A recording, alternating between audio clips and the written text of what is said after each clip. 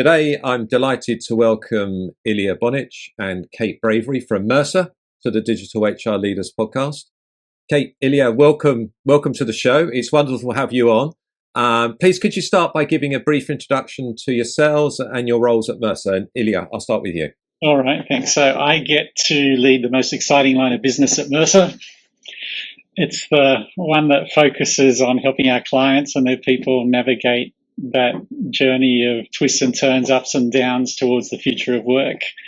We have an incredibly deep and broad portfolio of solutions that we take to our clients. The business is called Career.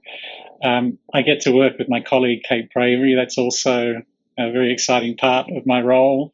I'm part of Mercer's global exec team and I'm head of strategy for Mercer.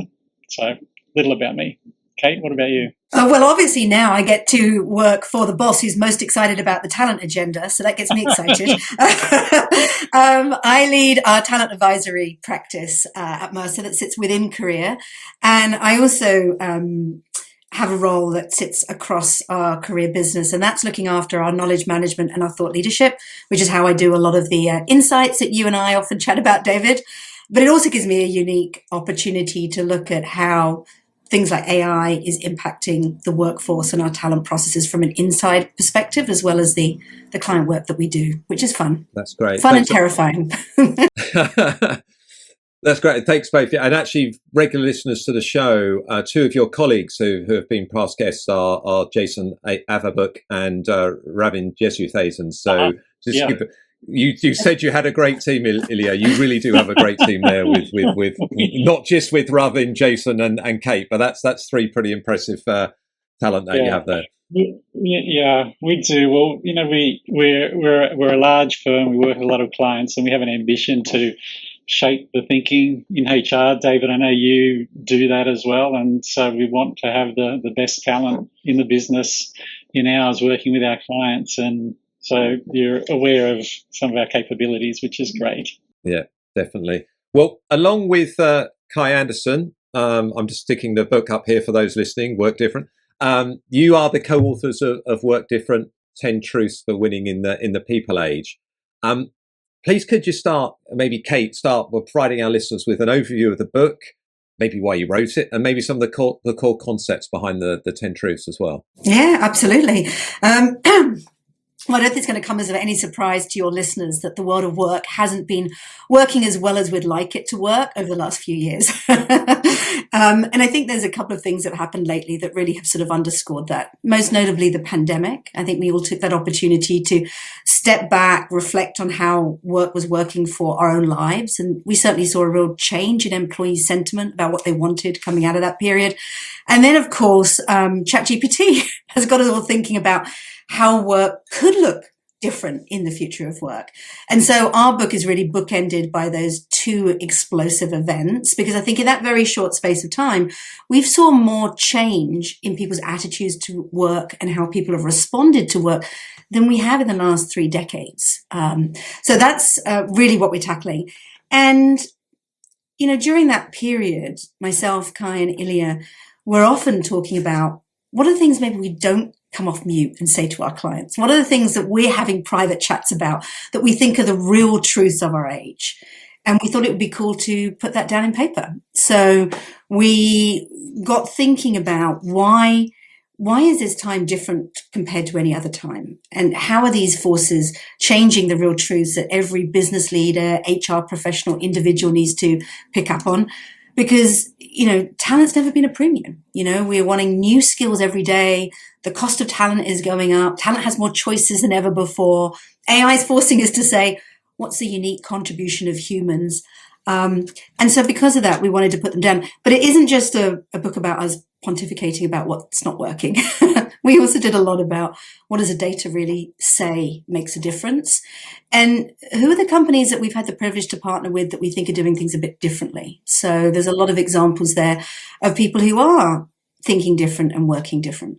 I was just going to say, if I could add, we had a perspective that given that work had changed so much and that the employee experience of work had changed so much and that people had seen and experienced things that there was no turning back, that the talent strategies that were successful in the past, they needed to adapt and change to be successful for the future. And that led us towards writing the book. And we wanted to write it from a perspective that it could be used by, obviously by our HR buyer, but by leaders, by managers, by individuals themselves to help think about how to navigate their careers successfully in the world of work that had changed so much. Well, it's certainly a great book, and certainly one I recommend those that are listening haven't read so far do dig into. As you said, there's so much that's been changing, in the last few years, and arguably it's elevating the HR function, but it also and arguably makes it an even more exciting place to work. But it also makes it a challenging place to work as well. And Ilya, I know from personal experience with co-authoring excellence in people analytics that perhaps the biggest fear in writing a book is that it will no longer be relevant once people can actually read it. Because, for listeners that haven't had the privilege of writing a book, there's usually a 4 or 5 month gap between when you submit the final manuscript and the book actually gets published. And obviously, with things moving so fast, I'm wondering whether you had to cope with any emergencies with your book, and if you did, what did you need to change some of the truths as you went along? Oh my, we certainly did, and I worried about that. We started writing the book during 2022 when employers, for as much as they tried, couldn't find enough talent to do the work. Employees had the opportunity to pretty much pick and choose whatever job they liked for enormous increases in pay if they chose to switch jobs. And then we went from there into 2023.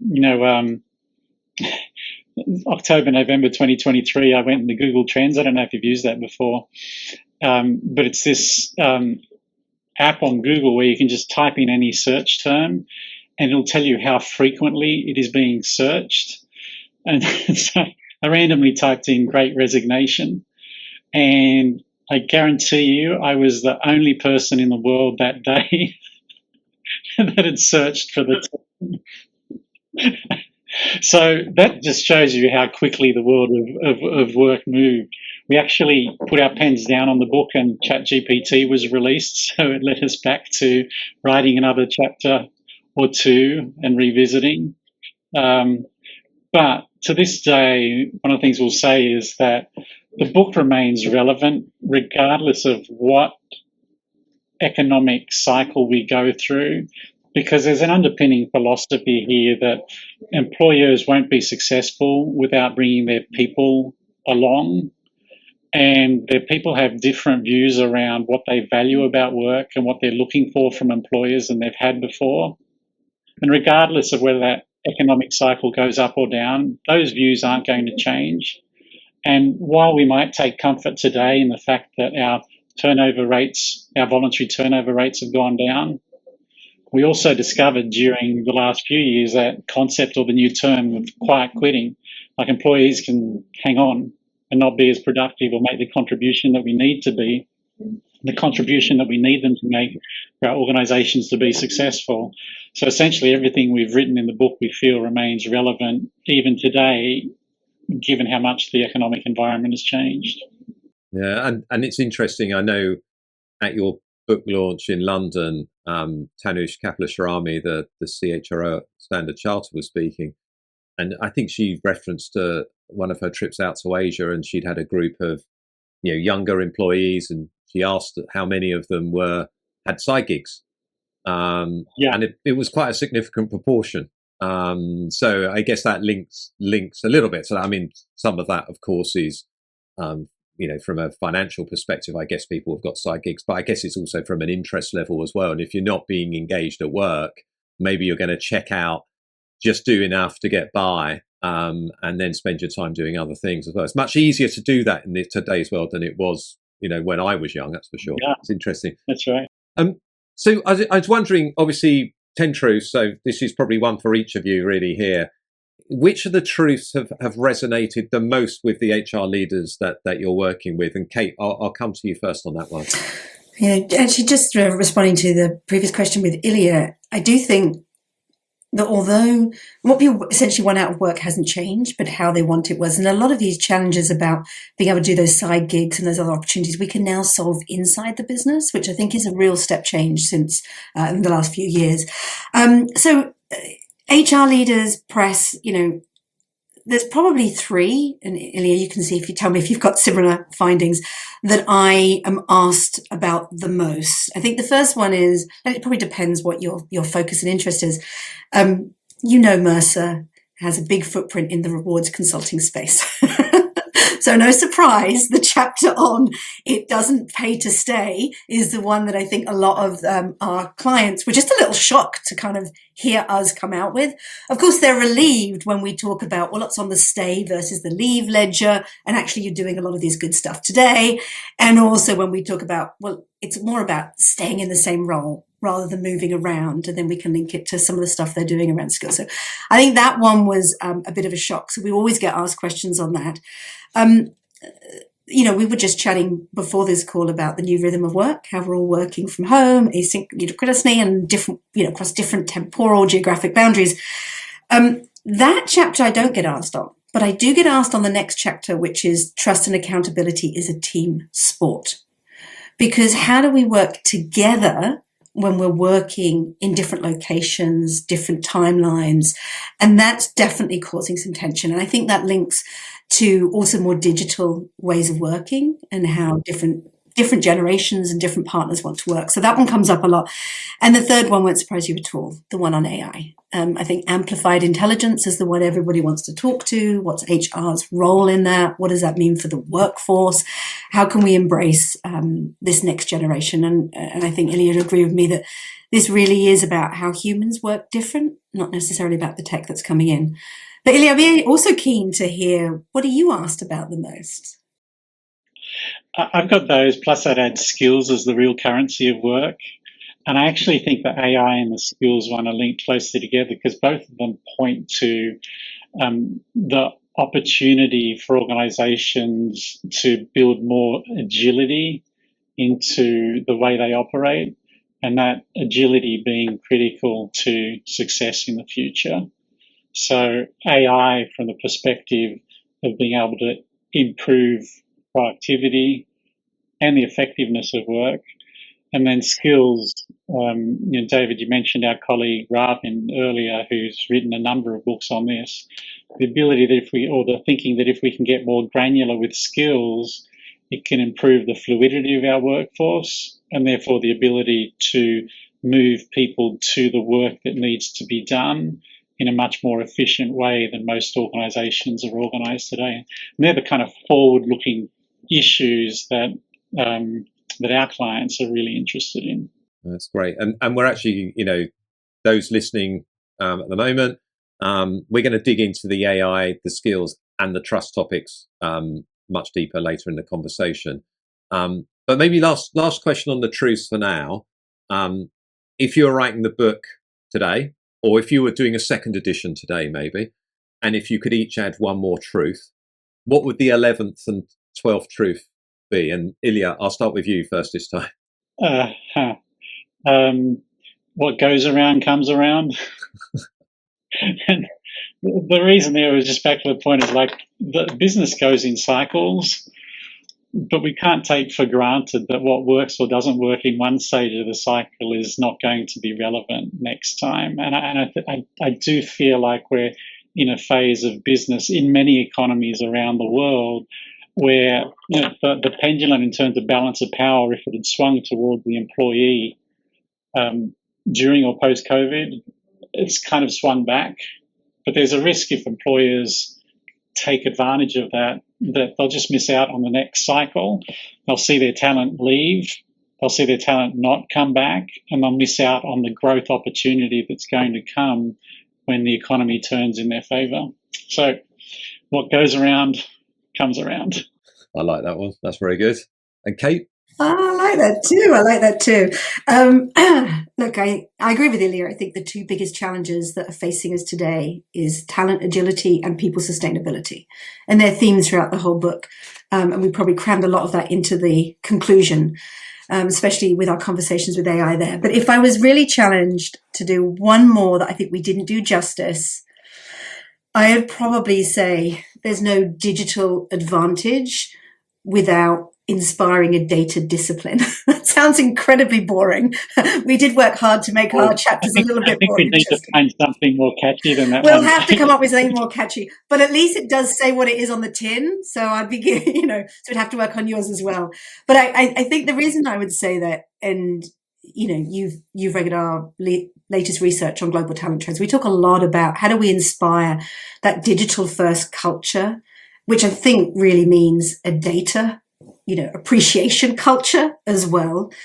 And I do think if what we're doing isn't improving the employee experience, isn't helping us make better talent decisions, we need to stop. And if there's one thing I think the case studies in the book really taught me is the companies that are getting that right are ceasing things when they're not sure they're in service of those outcomes.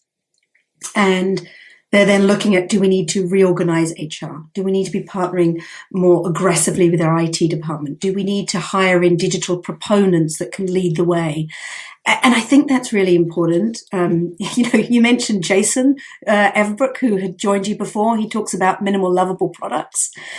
And I do feel that, we need to spend more attention on getting good offers ready and off the bat for people to kind of embrace and enjoy. So I think when we get that wrong, people are too busy to give us that second chance.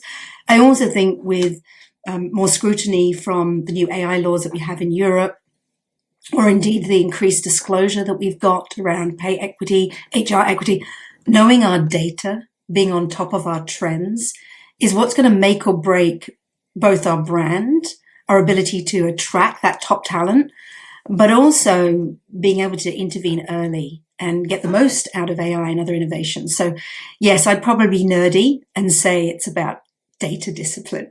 Well, I quite like that. And I mean, working in the analytics space, as we do it inside 222. So, I mean, but I think the key thing in here, we hear lots of stuff about personalizing the employee experience, using technology I know we're going to dig into the skills piece anyway, but if you're going to personalize learning recommendations, if you're going to personalize gig opportunities, if you're going to identify potential mentors for people, if you haven't got the underlying data, you can't do it. Or if you do it, you're not going to be doing it very well, which gives you a poor user experience, which defeats the objects of doing it. So I think that data discipline is really important, and as well as building digital literacy within our HR colleagues, not just HR colleagues, our workforce, but I'm particularly thinking about our HR colleagues. And we also need to build data literacy as well. And I think the two go hand in hand. And if you've got that capability in both, that probably sets you up very well as an HR professional moving forward, I think. So now, since you published Work Different, you've also both been involved, and particularly UK, I know, in publishing Mercer's Global Talent Trends 24, which is definitely something worth looking out for every year. Free to download. Just type in Mercer's Global Talent Trends and you'll find it. Thank you, David. I think it's required reading for anyone in our field. There's a few standout reports that come out every year that are, and definitely yours is one of them. What are the synergies I'm thinking between the truths that you're in the book and this year's trends? And Kate, maybe you can start. Maybe you might want to give an overview of the trends as well as part of that for those that haven't seen it. Yeah, so Global Talent Trends, I've had the privilege of working on it since its inception, which I think was about 9 years ago now. So, we track trends from what executives are planning for the year ahead, how HR is prioritizing the people agenda, what employees really want. And this year we also looked at what investors are saying about the talent agenda, which was fascinating, across 17 markets and 16 countries. So it's a really, really big study. It won't surprise you. This year's title is How Do We Unlock Human Potential in a Machine Augmented World? I think that's what everybody's talking about. And we have 4 trends for this year. So driving human-centric productivity, anchoring to trust and equity, boosting the corporate immune system, and cultivating those digital first cultures that we've just been talking about. And you mentioned there about AI and personalization. And it's so interesting because I think how AI is going to improve productivity very much steals the headlines at the moment. Everybody is talking about that productivity lift, rightly or wrongly. And, I think you and I get most excited about the other P's, the opportunity for it to predict and scenario plan for us and help us mitigate risk and to personalize. And I think those are the real benefits in the HR space. Of course, HR also inherits those expectations from executives around productivity, which I think is probably where they're sort of focusing on this year. If you ask me sort of what are the themes, both of them are driving at solving talent agility and people sustainability. And both of them have lots of case examples around how companies are putting what people really want and how they want their work experience to be at the heart of their redesign efforts. Ilya, you were talking about skills and AI coming together. Often that is around redesigning work to get the best between humans and machines. But when we do that and we get that productivity gain, are we also looking about what's maybe not working for work today? In the study, when we ask people what depletes their productivity, it isn't not having access to a large language model or a small language model in my area. It's too much busy work, unsustainable workloads. We've got some habits that are no longer serving us well. I think it's more interesting to look at who's interrupting those habits and who's being bold about challenging how we've done rewards, how we've done talent, how we've structured our functions in the past. So that's probably the themes that cut across. Ilya, anything to add from your perspective around the trends? And maybe it would be great to share maybe one of the case studies that you've got, which maybe exemplifies what Kate was just talking about there. Yeah, sure. So there's another. So Kate talked about human-centered productivity. There's another which is about anchoring trust to equity. I think that links very well to the chapter in the book where we call trust and accountability or a team sport.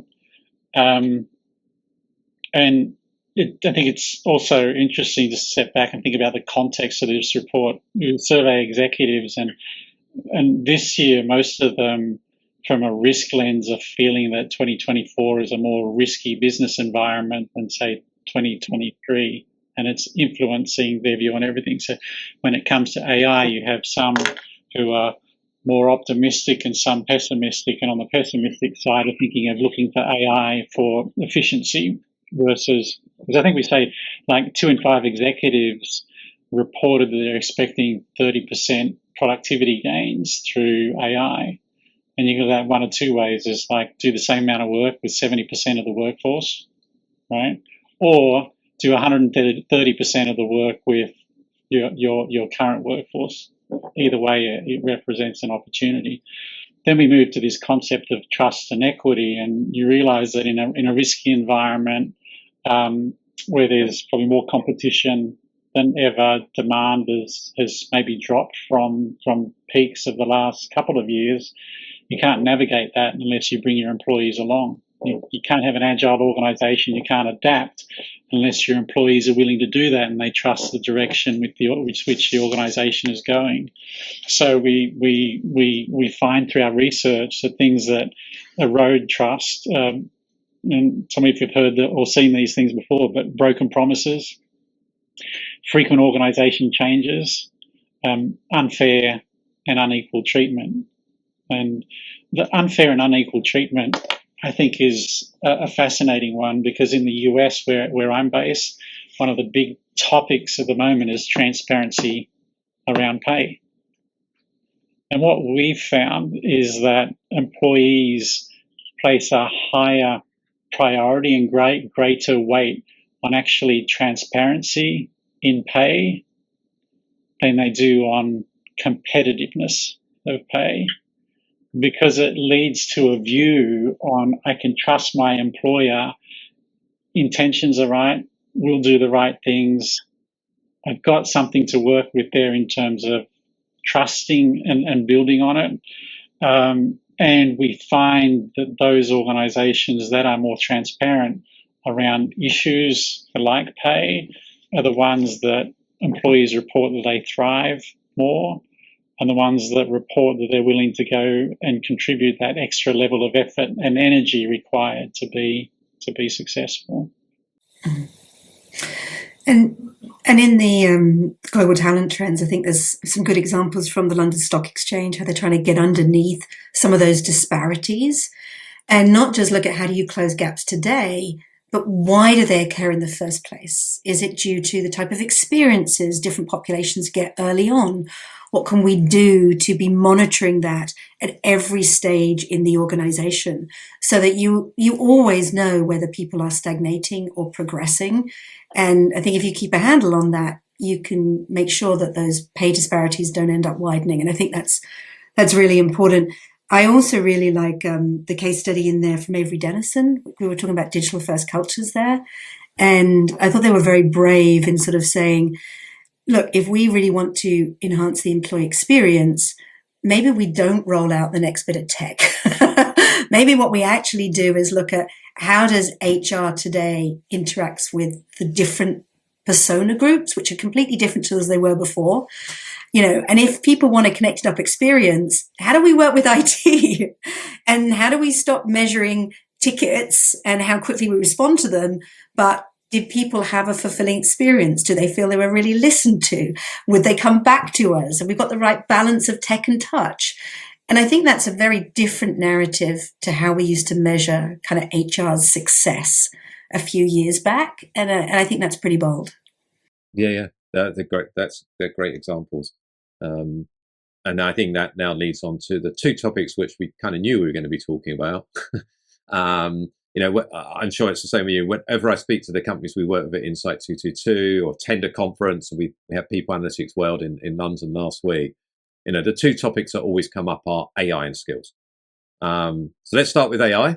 One of the findings of the global talent trends is that redesigning work to incorporate AI and automation is a shared priority for both HR and business leaders. And there was HR and business leaders had a bit of a difference of opinion on some of the other priorities. So that was interesting.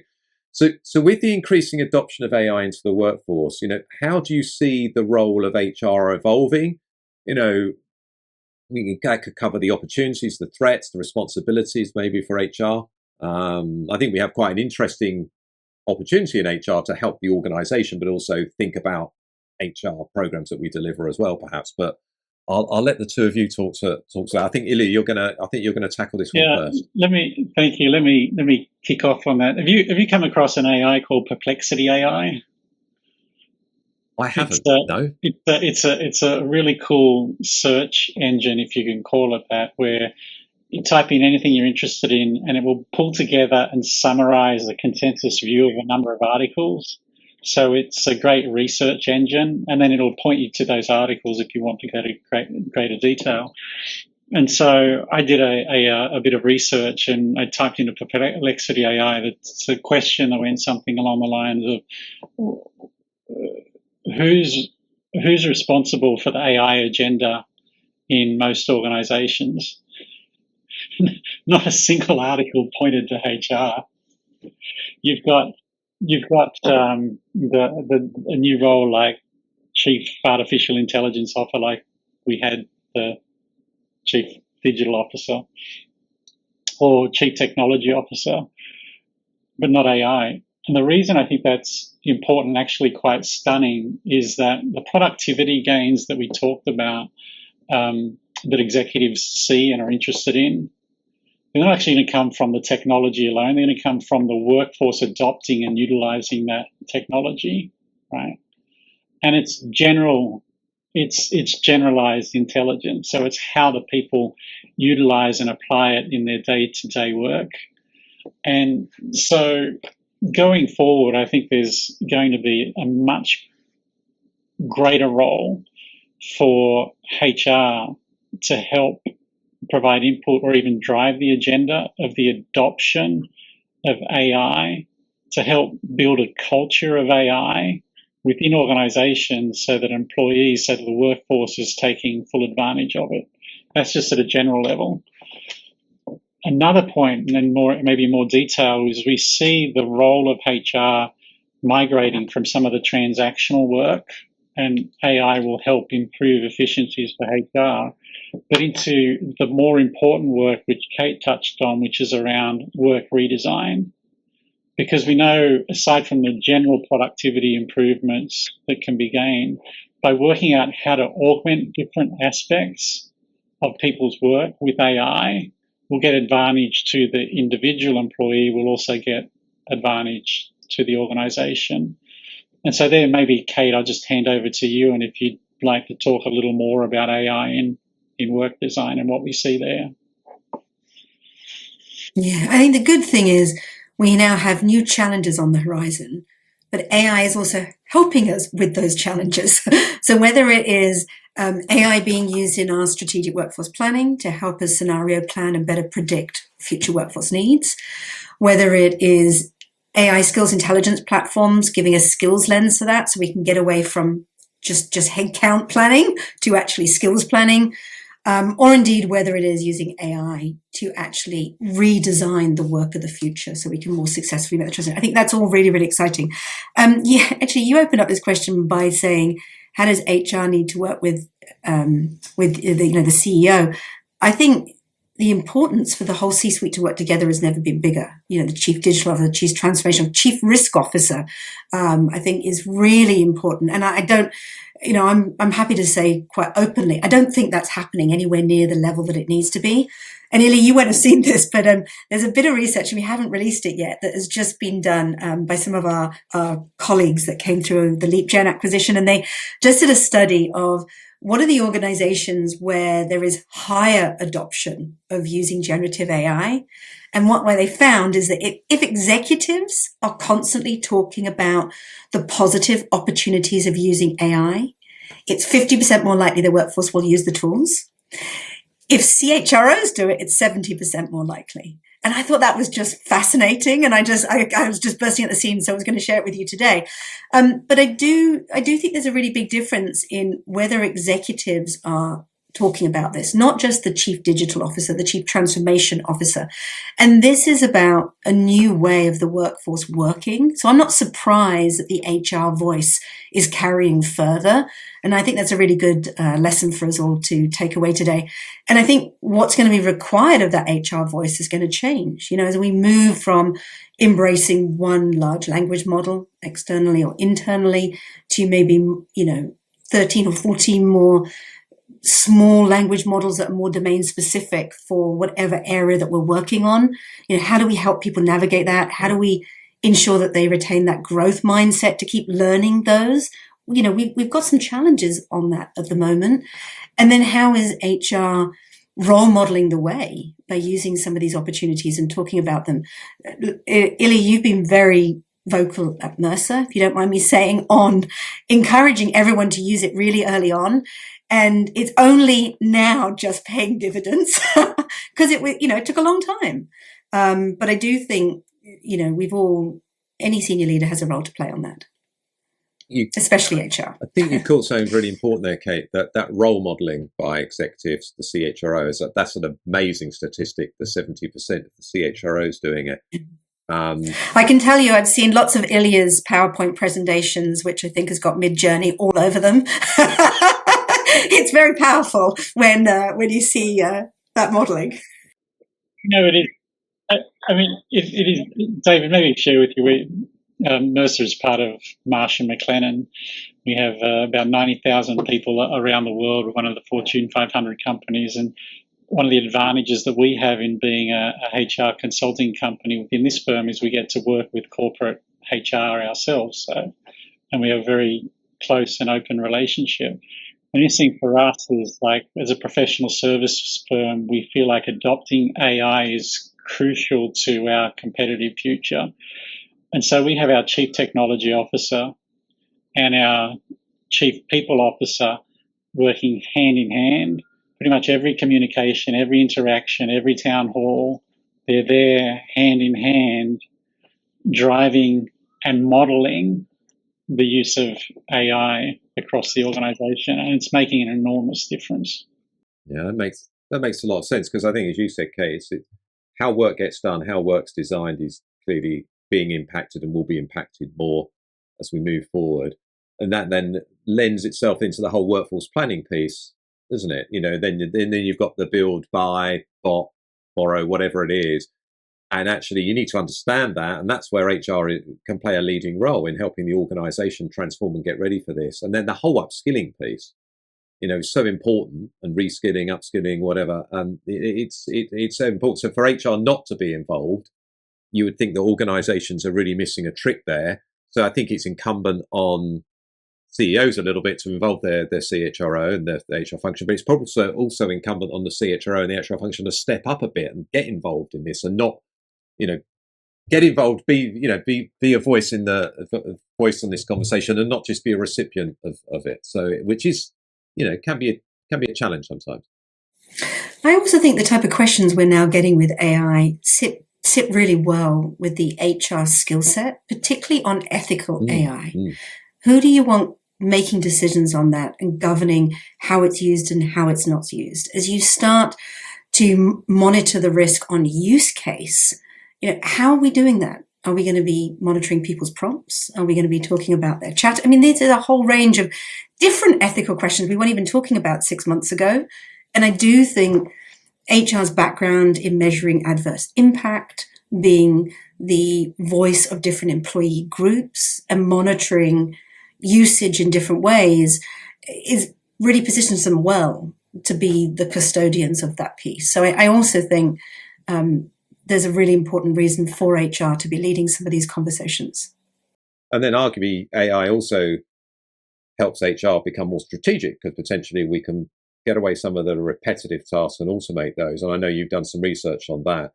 And I think actually a few weeks ago we had Nicole Lamoureux, the chief people officer at IBM, on. She was talking about how they put digital assistants into some of the more onerous tasks or admin heavy tasks that their HR business partners do, and they managed to reduce the promotion cycle, which usually takes 10 weeks in any 13-week period, down to 5 weeks, and save 50,000 hours. And I know you did some research early on last year, and you looked at the HR business partner role as well. I think you identified that there was a big scope for automation in that. I'd love to share a bit more with listeners around that. So, Kate, I'll just share.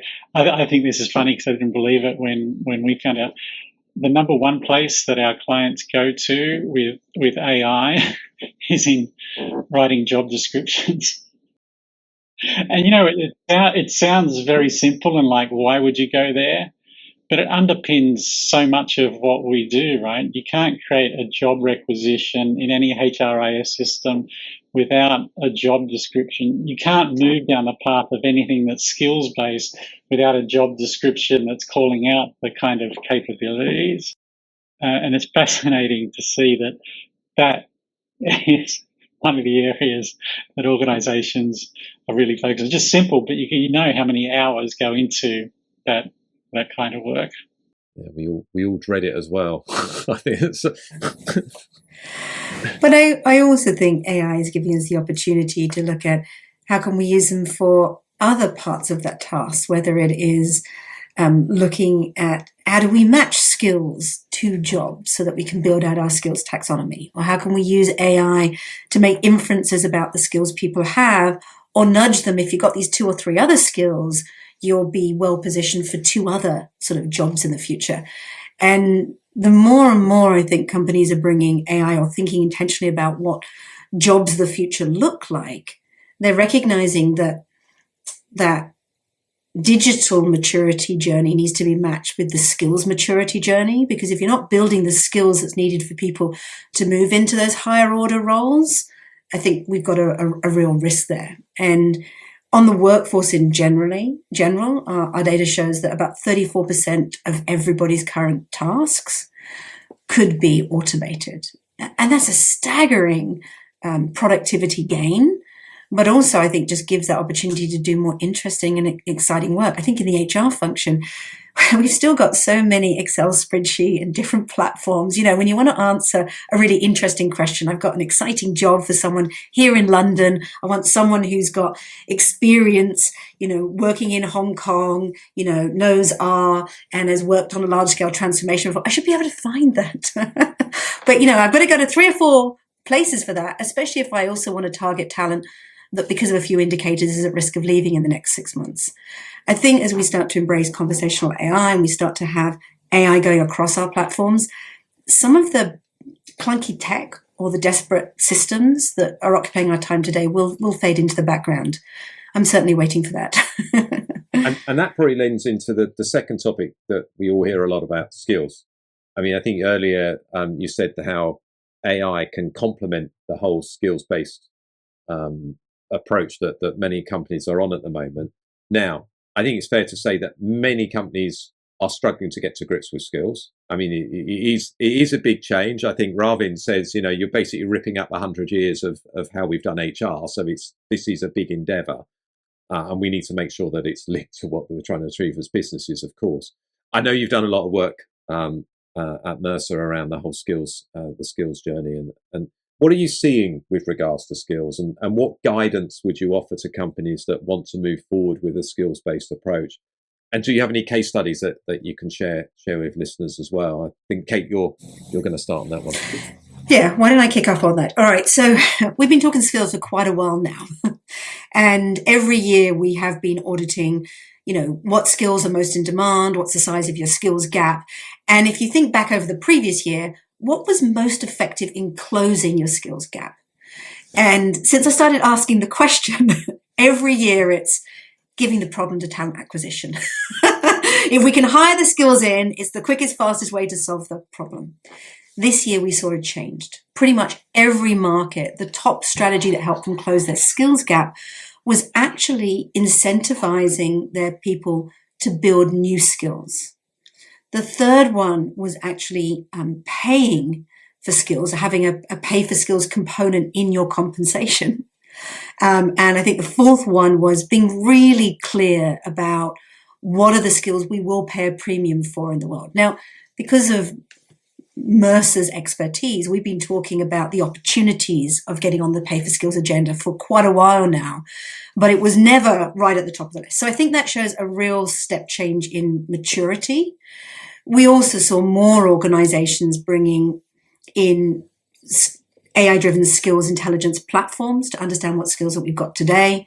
We saw advances in looking at the skills we have internally alongside the skills in our contingent workforce together. And we did see movement on talent marketplaces. Saying that, it's still low numbers. So I agree with you. I think for many, they're right at the beginning of the journey, figuring out if we don't want to blow up the way we've done it before, what's the best entry point? And if we've got a great skills experiment, how can we scale? You went some case studies. The couple of the ones that I think are probably most interesting in the book. You mentioned Tanuj Kaplashwari from Standard Chartered. There's a case study from her in the book where she talks about what's the net saving to the organization when we move from retrenchment to then hiring a role compared to reskilling and redeploying. And I think that's really important because all eyes, especially investors, are looking at how sustainable your people practices are. And we've certainly seen a lot of reductions in force. So how do you get that right? And how do you quantify to your executive team that actually building a talent marketplace can actually pay dividends today? So I really like that case study. The other one that I think is really good is we talk about some of the work that Novartis has done. So they specifically worked on democratizing learning before they democratized opportunity with the marketplace. So creating the culture first. And then what they found really useful was the skills matching capability to coach people. So actually getting people who already are role models on the skills, coaching other people and opening that up. They found that as really exhilarating. And maybe a third example on the skills one, I really like what Emphasis has done in nudging people to build from within rather than hire from outside. So what they have defined is 3 different time horizons and said only time horizon 3, which is bleeding edge skills, should we be hiring in externally? Should we be paying a premium from? And if it's time horizon 1 and 2, get creative with finding the talent internally. And so I think those type of very clear guidance and nudges have made a real difference to getting the mindset right for talent sharing. That is often why I think some of the skills-based processes haven't scaled in the way maybe we want them. Yeah, so those are some of the ones I would point to. Ilya, what would you add? Maybe another is I think the whole skills agenda has the opportunity to impact in a positive way organisation design. So, just give you an example, we're working with a large global bank that are looking to find efficiencies in one of their operational areas. And normally when you bring a strategy consultant in, they will focus on using a tool like spans of control and layers and something. And so just through a formulaic way, we'll find a 5 to 10% saving. If you apply a skill lens to that and start to think about how work could be done in a different way, so take a look at the jobs, break them up into their components in terms of transactional, relational, and expertise skills.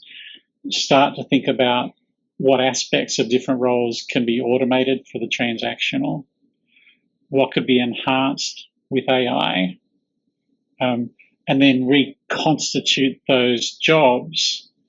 What you find is that this approach, rather than doing 5 to 10% in theory, can lead you to a 30 or 40% gain because you've redesigned the work in a way that was not envisaged before.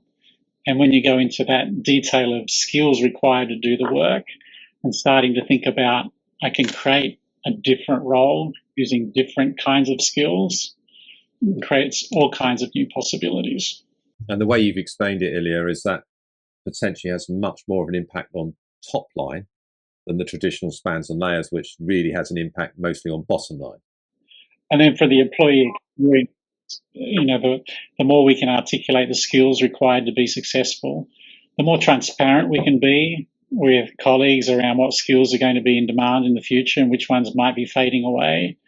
The more they're likely working for an organisation where they can aspire to long-term career sustainability and success. Yeah, very good. I want to go back to two topics. I'll go one on trust, and then I want to come back to something you mentioned, Kate, around you surveyed investors this year. I just want to get onto that topic. I think that could be interesting. So one of the main things, we've talked about it a little bit already in the global talent trends, was trust. And I think it's something that runs through the book, actually, around the 10 truths as well. You highlight that how much an individual trusts their organisation to do the right thing by them, the right thing by society, has a multiplier impact on their intent to stay and their sense of thriving. So trust seems good all around here to me. Yet at the same time, trust has actually reduced quite substantially this year. Why do you think trust is eroding, firstly, Kate? Yeah, so you actually were just mentioning some research from some principal component analysis study that we did this year, looking at all the employee data and how well it predicted whether people had intent to stay and whether they felt they were thriving in their jobs and all the other good outcomes. And the one that came out the most was, I trust the organization will do the right thing by society. I trust the organization will do the right thing by me. I trust the organization will work with me to kind of redesign jobs of the future. So trust was such a really strong determinant. But you're right. At the same time, compared to the high trust that we saw in 2022, across all those dimensions I've just mentioned, it's dropped about 10 or 15 percentage points, which is pretty big in an opinion survey.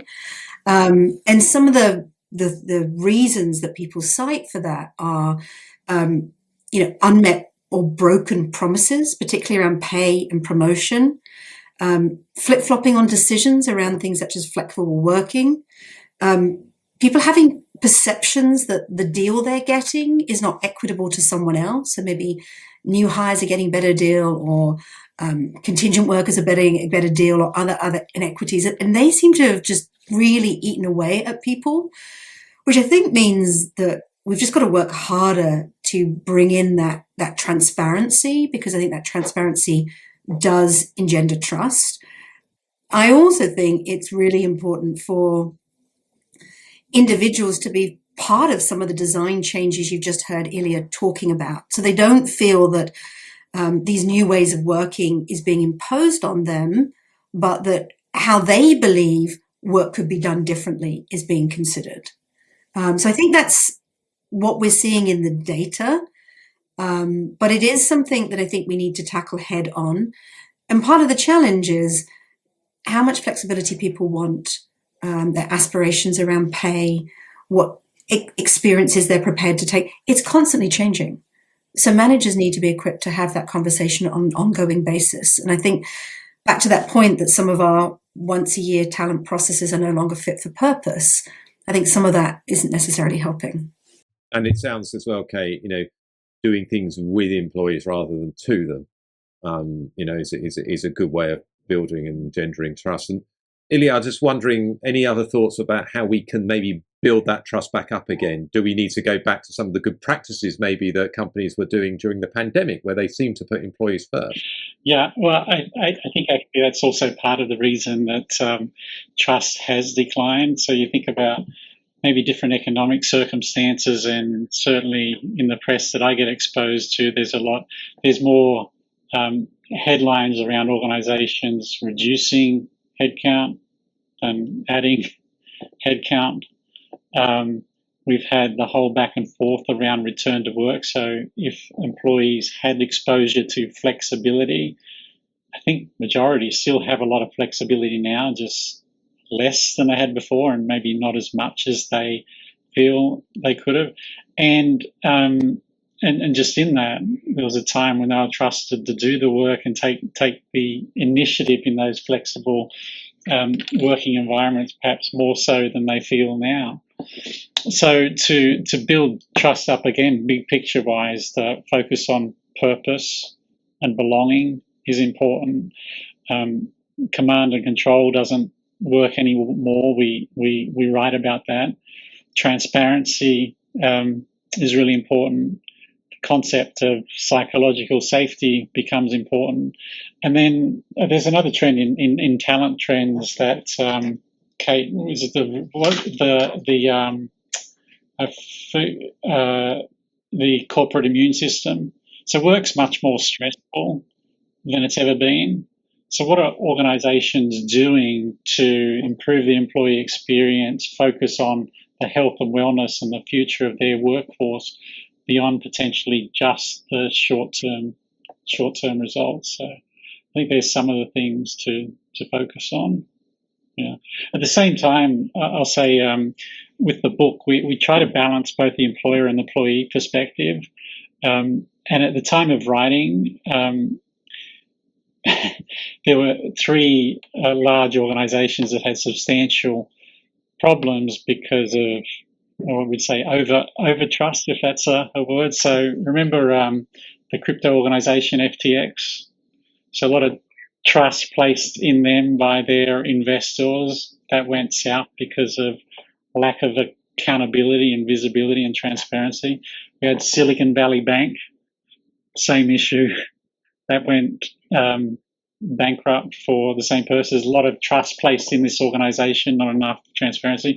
And then even Credit Suisse, if you've taken a look at their background in terms of where they've gone wrong for non-compliance, which come back to the people agenda, there needs to be a balance not only in giving trust to employees, but also the accountability that if we give trust, the results will be delivered responsibly. Very good. And Kate, maybe, or Ilya, AI as well. So AI is often cited as a factor in eroding trust, maybe a source of fear, but it can also be used to personalize employee experience and maybe support trust as well. I mean, how have you seen companies use AI to personalize employee experiences and as part of building up or regaining trust? Mm-hmm. Yeah, actually, just listening to the two of you talk, before I come there, I was just thinking, these topics we've been talking about, trust, skills, and AI, I think some companies are trying to give the right level of trust to people and have them part of the process. One company that is in global talent trends is Arcadia. They're a global engineering firm. And I really liked how they approach their skills journey, because they asked every Acadian, if you were to disrupt your job, how would you do that? And I think that gets them thinking about AI and there's always a more efficient or a different way to do your job. And then they said, what kind of 2 jobs in the firm could the skills you have today be deployed for if your job went away? And I think that's just a really healthy thing for all of us to be thinking about. But I also think it places enormous amount of trust in their workers to be part of that transformation journey. So yeah, just listening to you, and it just sort of popped into my mind. I agree with you. So much of the, as I said before, headlines is around the productivity uplift, but I think the more exciting thing is the prediction. Ilya, you brought up the corporate immune system, which is about ensuring enterprise resilience and individual resilience. And I do think AI is got real strides on both fronts. On the one hand, being used to do scenario planning around risks. Again, we were talking about trust. We partnered with the World Economic Forum on the Global Risk Report, and misinformation, disinformation was the number one near-term risk this year. I mean, that's a trust issue. And that role of making sure people don't take action on deepfakes, that role in making sure that disinformation doesn't get spread in our organizations or from our organization, that's just a whole set of new responsibilities we haven't had to grapple with before. But scenario plan how we respond and mitigate to them, I think, is a really vital role that the AI is playing. And then, of course, the other one that you mentioned is personalization. So I do think personalizing development plans, or AI that's your partner when you're giving performance management feedback and then giving you real-time nudges and coaching on that. I think some of that is some of the ways that has entered into the reward space off the bat. And I'm also loving some of the innovations such as Pay AI or Pay for Skills that is also giving real-time information about how the decisions we make today can exacerbate some of those equity gaps tomorrow. Ilya, what are you seeing? I've lost track of the question. No, it was about the how AI can help organizations regain trust. Yeah, you mentioned before that any job can be described in terms of transactional, relational, and expertise skills. And so I think surprisingly, AI can do a lot to boost relational capability, to boost leader capability, which I think is foundational to trust. I came across a fascinating organization in the assessment space about a month ago. They gave me a demonstration of what they're building, and they've taken a personality profile and they apply AI to it. So not surprisingly, the AI can tell you how it works, what your profile looks like and what it means to you. They've gone a step further though and created AI as a co-pilot that will coach you and nudge you on your strengths and weaknesses as they're likely to be displayed in difficult situations that you were placed in.